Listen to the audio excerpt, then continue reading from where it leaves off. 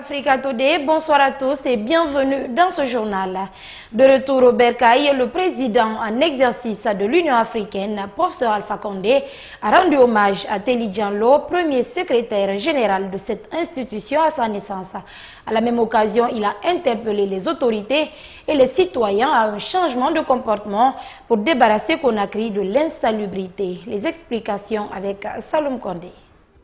C'est dans l'enthousiasme que le président en exercice de l'Union africaine a été accueilli de l'aéroport à la place des Martyrs, l'endroit où il s'est adressé à la nation. Dans son allocution, le président Alpha Condé a rendu hommage aux pères fondateurs de l'Union africaine, parmi lesquels des Guinéens qui ont occupé des postes de responsabilité à la naissance de cette institution panafricaine. Nous ne devons pas oublier que le premier secrétaire général de l'OUA fut Diallo Teli. La première présidente de la panafricaine, Aya Jean-Martin Cissé. Le premier secrétaire général de la jeunesse, Idrissa Traoré. Ça, c'était l'honneur que l'Afrique avait fait à la Guinée pour tout ce que la Guinée avait apporté à la cause de l'Afrique. Voilà le symbole, l'émergence de l'OUA. Le sommet aurait pu se tenir ici en 64, mais Dieu ne l'a pas voulu.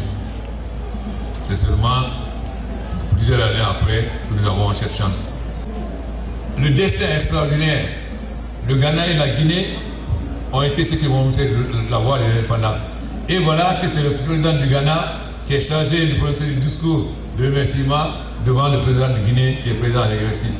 Voilà le symbole de ce que nos pères fondateurs avaient voulu. Et je sais l'enthousiasme que vous montrez depuis l'aéroport que le peuple de Guinée est prêt pour ce combat. Une fièvre de joie qui, selon le président de la République, doit se traduire dans le changement de comportement pour débarrasser Conakry d'état d'immondice. Comment pouvons-nous faire de l'union de tous les chefs d'État africains si nous avons des saletés partout dans les rues, si on met de marcher partout? Alors, l'enthousiasme doit vous amener à changer votre comportement. Pour que si les chefs d'État viennent ici, la Guinée n'est pas honte, comme a dit le président. La Guinée n'est pas, la Conakry n'est pas une capitale. Votre premier défi n'est pas de m'accompagner pour l'Union africaine, c'est de faire en sorte que la Guinée soit réellement la capitale de l'Afrique. Merci. Et ce sont des tonneurs d'applaudissements qui finalement ont accompagné l'invite du président de la République. L'insalubrité à Conakry, le phénomène se vit au quotidien dans les institutions d'enseignement supérieur. Lors d'une récente visite effectuée à l'université Gamal Abdel Nasser de Conakry, le ministre de tutelle a déploré le manque d'entretien et d'assainissement des locaux. Abdoulaye Baldé a annoncé aussi la construction d'un réfectoire au sein de cette institution d'enseignement universitaire. Reportage Oumar Sow. En faisant le tour de l'université Gamal Abdel Nasser de Conakry, le constat est patent. Ce centre universitaire est dans un état de délabrement total, avec des tas d'immondices qui jonchent dans tous les coins et recoins de l'Ugank. Une insalubrité que vivent au quotidien les autorités du dit établissement comme si rien n'en était. Face à cette situation d'insalubrité inquiétante, le ministre de l'Enseignement supérieur et de la Recherche scientifique entend remettre de l'ordre. Et cela à travers la réglementation des conditions d'occupation des espaces de l'université. Il n'est pas question que l'espace universitaire soit occupé de façon anarchique. Même à l'intérieur, monsieur. Même à l'intérieur, j'en viens tout à l'heure, et il y a des gargotes qui sont à l'intérieur, et il y a de la saleté à l'intérieur, il faut qu'on puisse nettoyer tout cela. D'après le ministre, la plupart des ordures qui jonchent la cour est produite par les étudiants et les marchands. Raison de plus pour ces occupants d'œuvrer pour le maintien de l'environnement universitaire dans un état salubre. Ceux qui sont à l'intérieur doivent contribuer à la propriété de l'université, sinon ils seront obligés de quitter l'ensemble de l'université. Pour le moment, mais lorsqu'on va construire le restaurant universitaire, je crois qu'on va dégager tout le monde. Avec une capacité d'accueil de milliers d'étudiants, l'université Gamal Abdel Nasser de Conakry, depuis sa création en 1962, contribue à la formation de nombreux cadres guinéens et étrangers, d'où la nécessité de la maintenir dans un bon état. Le porte-parole du Front pour la défense des droits des citoyens, Dr Faya Milimono, est suspendu de ses fonctions pour faute lourde. C'est dans une déclaration que les représentants des 11 partis politiques sur 14 ont rendu public ce jeudi cette décision. Par la même occasion, le coordinateur du Front DDC, l'honorable Ibrahima Silaba, a lui aussi été remplacé. On écoute Mohamed Kalo, le porte-voix du Front, au micro de Mamadou Alpha. Le Front DDC a tenu une réunion au siège du parti RRD pour suspendre Dr Faya Milimono pour faute lourde. Conformément aux règles et principes qui régissent la plateforme, la plénière a décidé ce qui suit. 1. Le renouvellement du poste du coordinateur et du porte-parole. 2. La plénière désigne le parti RPR à assumer la coordination à travers son président Diabati Doré, qui est auprès de moi ici. 3. Le porte-parole au parti PDA dirigé par M. Oulemba Kourouma, qui aussi est par là. Le Front DDC a vivement remercié la coordination précédente pour leurs efforts consentis et félicite le médiateur M. Diallo Boubacar Sidiki pour son action hautement salutaire.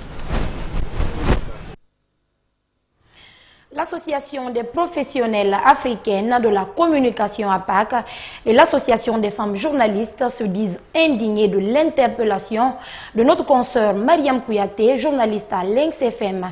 Elles l'ont fait savoir ce vendredi à la maison commune des journalistes à Koleya. Compte rendu, Li Mariam Bailo. L'APAC et l'AFJ dénoncent et condamnent le comportement du directeur national de l'hôpital national Ignastine qui aurait interpellé notre consoeur Mariam Kouyaté alors qu'elle s'était rendue sur place pour vérifier des informations faisant état d'une sévère crise d'eau au sein du centre hospitalier. La journaliste revient sur les circonstances de son arrestation. Ils ont commencé à crier pourquoi je suis allée là-bas, que je n'avais pas le droit de rentrer là-bas, ni de prendre les gens, je n'avais pas, est-ce que j'avais un ordre de mission, je leur ai dit non, mais j'ai mon badge. Après, Dr Awada a inscrit à ce qu'on retire mon enregistreur et supprimer les éléments qui s'y trouvent. Je dis non, je ne donne pas mon enregistreur. Il a insisté, je dis je ne donne pas. C'est par après, il a appelé 2 agents, un en uniforme et l'autre en civil. Il leur a dit de me déposer à la DPJ, que là-bas ils vont s'occuper de mon cas. Ils ont pris un déplacement, les 2 agents là, on est parti à la DPJ. Après plusieurs minutes de tractation, les responsables de la DPJ se sont déclarés incompétents pour trancher le litige et leur ont demandé de s'orienter vers la haute autorité de la communication. Parlant de cette institution, la présidente de l'APAC se dit choquée de sa non-implication dans ce dossier. Dénonçons avec énergie ce acte illégal et condamnons vigoureusement cette nouvelle forme de tentative de misèrement de la presse guinéenne. Prenons également l'opinion nationale et internationale à témoin. Nous n'acceptons aucun recul de la presse après des années de lutte. Déplorons le silence inacceptable de la haute autorité de la communication et l'invitons également à s'investir davantage dans la protection des journalistes et à garantir la liberté de l'accès à l'information. L'Association des professionnels africaines de la communication en appelle néanmoins à la haute autorité de la communication à sensibiliser les différents organes de l'administration publique ainsi que les services de sécurité à respecter la carte de presse qui donne le droit aux journalistes d'exercer son métier. Nous exigeons de la direction de l'hôpital Ignastine des explications et des excuses publiques. À cet effet, nous invitons la Cour suprême à donner suite favorable à la procédure engagée par l'AGEPI au sujet de la loi portant accès à l'information publique. Mariam Kouyaté vient allonger la liste des journalistes victimes d'agressions sur le terrain dans l'exercice de leur métier. L'édition numérique en toile de fond de la deuxième journée du colloque qui réunit depuis ce jeudi les professionnels du livre guinéen. Les participants tentent de définir un plan national du livre en Guinée, prenant en compte les préoccupations concernant la promotion de la numérisation de cet outil didactique. Ce cadre d'échange suscite plein de satisfaction pour les parties prenantes à ce cadre d'échange. Salut Yombuno nous en dit plus. En ce 21e siècle où le progrès technologique a atteint un autre stade, la vie du livre papier est-elle menacée? Le numérique favorise-t-il l'accès aux livres? Voilà entre autres questions qui ont été débattues lors de cette deuxième journée de ce colloque. Écrivains, éditeurs, bref, tous les acteurs du livre se joignent pour apporter des réflexions sur cette préoccupation et une seule leçon peut être tirée. Il faut que les gens reconnaissent que le livre, quel qu'en soit son format, quelle qu'en soit sa nature, il reste un livre, qu'il soit numérique ou bien papier. Donc pour nous, éditeurs, le livre numérique n'est pas une menace pour le livre physique. Ils ne sont pas du tout en concurrence, mais ils sont plutôt complémentaires. Une relation de complémentarité qui exige donc une promotion du livre numérique dans un pays comme la Guinée où le coût du livre papier reste élevé. Dans le cadre de cette promotion, plusieurs initiatives sont annoncées. Il y aura les bibliothèques numériques, les gens peuvent avoir accès par ordinateur aux livres et donc tout de voir un peu quelle est l'incidence aussi de ce numérique sur la chaîne économique du livre, puisque le livre est un produit difficile à vendre, c'est un produit auquel peu de Guinéens ont accès vu le coût également des livres. Aux yeux des bouquinistes, cette rencontre constitue un outil d'orientation du secteur du livre en Guinée. Cela nous permet aujourd'hui de nous planifier réellement pour servir tous les lecteurs guinéens en livre, soit en numérique ou bien en version papier. C'est un grand plaisir pour nous, on a assez d'informations concernant les livres en Guinée. Les recommandations de ce colloque figureront dans la politique nationale du livre qui pourrait être disponible le 23 avril prochain, précisent les initiateurs. Le citron est un fruit consommé sous plusieurs formes et par beaucoup de personnes qui ne perçoivent parfois pas sa portée nutritive et médicinale. Pourtant, au-delà de sa consommation routineuse, le citron est un fruit complet avec beaucoup de vertus. Les secrets du citron dans ce reportage de Diao Bachir. On sait tous à quel point il est important de s'hydrater. Et justement, le citron dispose, selon certains tradipraticiens, d'importantes vertus hydratantes. Il donne la possibilité d'avoir plus de saveur à votre eau de douche. Bandiaka Kunduno, tradipraticien, utilise très souvent du citron contre l'empoisonnement et le traitement de la peau. Depuis l'Antiquité, le citron a été utilisé par nos grands-parents pour traiter quelques empoisonnements, surtout au niveau du ventre. Si tu utilises le citron dans l'eau de bain, ça va traiter la peau de façon brillante et qui va te rajeunir, bien que l'âge est là, mais la peau reste jeune. Le jus de citron permet également de lutter contre les problèmes de constipation. Consommé à jeun, il nettoie le foie et permet une meilleure digestion. Des vertus qu'explique Bandiaka Kundu. Vous allez couper le citron et mettre l'eau de citron sur le manger. Vous mangez, ça va faciliter la digestion et ça va t'éviter des hémorroïdes, des maux de rein. Donc ça va laver totalement le rein. Le citron aide l'homme pour tout ça. Et tu peux boire aussi le citron avec de l'eau tiède. D'autres utilisent le citron comme l'eau du café au pain. Ils boivent, ils mettent du sucre, un peu de sucre, et après ils prennent du pain, ils mangent avec ça. Ça les arrange aussi. Donc ça va dégraisser encore la graisse dans l'organisme et les articulations, les fatigues, ça va neutraliser tout ceci. Tous les éléments constitutifs du citronnier sont d'une importance capitale pour les guérisseurs traditionnels. De ses feuilles jusqu'aux écorces, chaque élément a sa particularité. Les filles qui tombent des fois par les diables et autres, les feuilles du citronnier, quand tu les frottes très bien, tu les malaxes, tu peux mettre au niveau de son nez, dans sa respiration là, ça va l'aider à retrouver la santé. Les écorces aussi, nous les utilisons pour les fœtus, surtout en poudre. On peut les utiliser en fœtus par rapport au mauvais sort on les met dans les tissus blancs, on les enroule, on les attache en 7 parties avec les versets là-dessus. Tu peux les utiliser au rein comme protection. Les racines aussi, ça va traiter beaucoup de maladies dans l'organisme. Selon des spécialistes, la forte teneur en vitamine C du citron permet de brûler plus de calories et stabilise le taux de sucre dans le sang.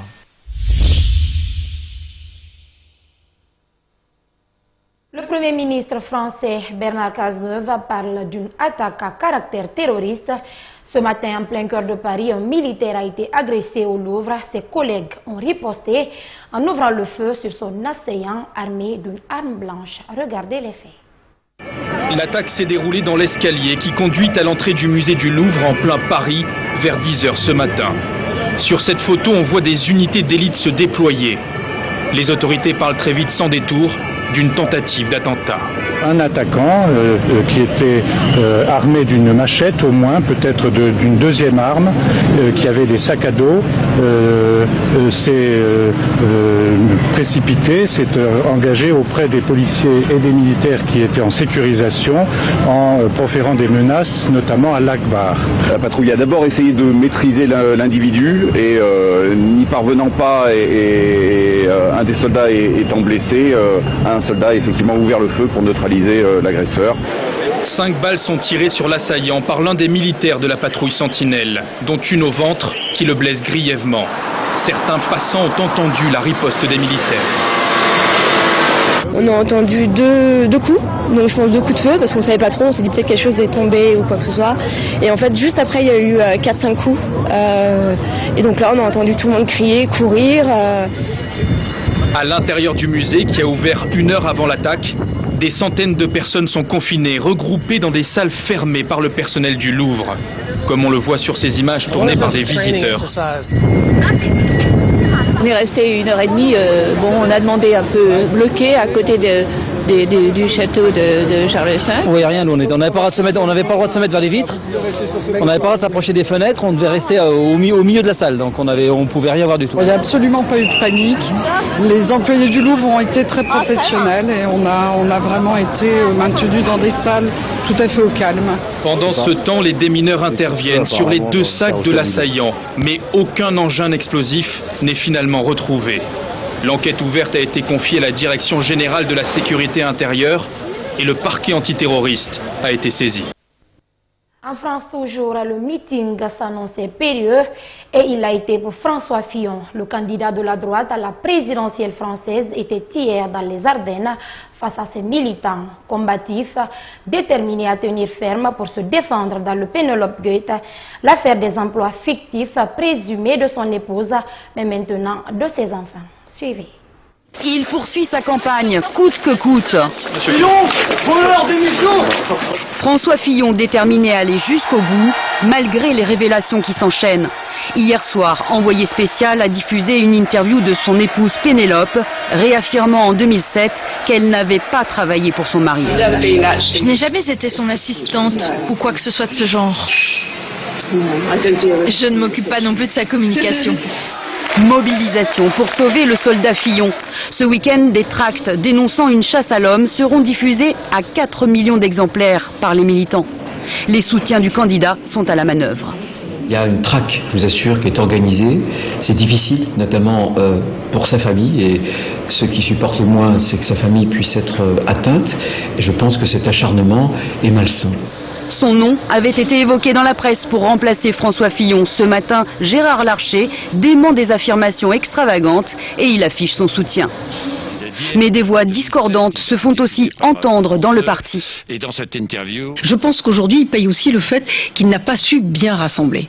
Il n'a pas su bien rassembler l'ensemble des élus et des militants, des élus locaux, des grands élus. Il pensait que la victoire le légitimait totalement pour aller à la victoire du premier tour de la présidentielle. Pas de doute, au Front National, François Fillon doit abandonner la partie. Je souhaite que François Fillon prenne ses responsabilités et se retire de cette élection présidentielle, mais pour une raison tout à fait simple, c'est qu'on puisse simplement revenir à un débat de fond. François Fillon reste imperturbable, malgré l'inquiétude qui commence à gagner son camp. Donald Trump qui souffle le chaud et le froid sur les relations diplomatiques depuis sa prise de fonction. Le président des États-Unis surprend ainsi après avoir annoncé un réchauffement avec Moscou la semaine dernière. Eh bien, l'administration américaine appelle aujourd'hui à la fin immédiate de l'occupation de la Crimée et le maintien des sanctions à l'égard de la Russie. Regardez. Sous les bombes depuis plus de 24 heures, ils sont encore 20 000 habitants à vivre dans cette ville protégée par l'armée ukrainienne. Des bombardements qui ont endommagé la centrale électrique alors que les températures avoisinent quotidiennement les moins 20 degrés. Ça fait des jours que nous sommes privés d'eau courante et d'électricité. Pourquoi nous font-ils cela ? Depuis jeudi, les observateurs européens auraient comptabilisé plus de 10 000 explosions dans la région de Donetsk. Des échanges de tirs de mortier de part et d'autre de la ligne de front que la nouvelle ambassadrice américaine, la républicaine Nikki Haley, a vigoureusement condamné. Nous voulons de meilleures relations avec la Russie. Cependant, la situation critique dans l'est de l'Ukraine appelle une condamnation forte et claire des agissements russes. La Crimée fait partie de l'Ukraine. Nos sanctions continueront à s'appliquer jusqu'à ce que la Russie redonne le contrôle de la péninsule de Crimée à l'Ukraine. De passage en Hongrie, Vladimir Poutine, lui, n'a pas manqué d'accuser l'Ukraine d'avoir déclenché ses attaques dimanche dernier pour forcer l'administration Trump à l'appuyer. Les dirigeants ukrainiens aujourd'hui ont besoin d'argent. Et le meilleur moyen de soutirer cet argent à l'Union européenne et aux États-Unis, tout comme aux institutions financières mondiales, est de se présenter comme des victimes d'une agression. Dans un tel contexte d'affrontement, il semble en effet impossible aux yeux des observateurs que l'Europe et l'OTAN laissent les États-Unis lever ces sanctions imposées aux Russes depuis 2014. En Roumanie, des dizaines de milliers de personnes ont une nouvelle fois manifesté à Bucarest pour exiger l'abrogation d'un décret d'urgence adopté mardi par le gouvernement social-démocrate. Le texte assouplit la législation anticorruption, mais les adversaires y voient une volonté de mettre à l'abri de la justice les élus et les hommes d'affaires. Suivez. Pour la troisième nuit consécutive, des dizaines de milliers de manifestants se sont retrouvés devant le Parlement à Bucarest. Du jamais vu depuis la chute du dictateur Ceausescu.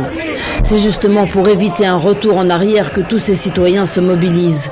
Ils s'opposent à un décret adopté mardi dans l'urgence et en catimini pour freiner la lutte contre la corruption. Nous sommes venus ici comme tous les autres parce que nous voulons qu'ils annulent le décret et ensuite qu'ils partent. Je veux que nos dirigeants fassent leur job. Je ne veux pas qu'ils partent. Je veux qu'ils soient responsables jusqu'à la fin de leur mandat, puisqu'ils ont été élus. Au lieu de cela, ils sont en train de voler devant nous au grand jour. Depuis son entrée dans l'Europe en 2007, la Roumanie a plutôt été efficace dans la lutte contre la corruption des élites. La justice a notamment condamné l'ancien chef de gouvernement, 5 ministres, 1 millier d'élus nationaux et locaux, et elle poursuit l'actuel chef du Parti social-démocrate, à nouveau au pouvoir. Malgré ce désaveu populaire, le gouvernement persiste et signe, au risque de voir son décret peut-être invalidé par la Cour constitutionnelle. C'est la fin de ce journal. Merci de votre attention. Excellente suite de programme. Au revoir.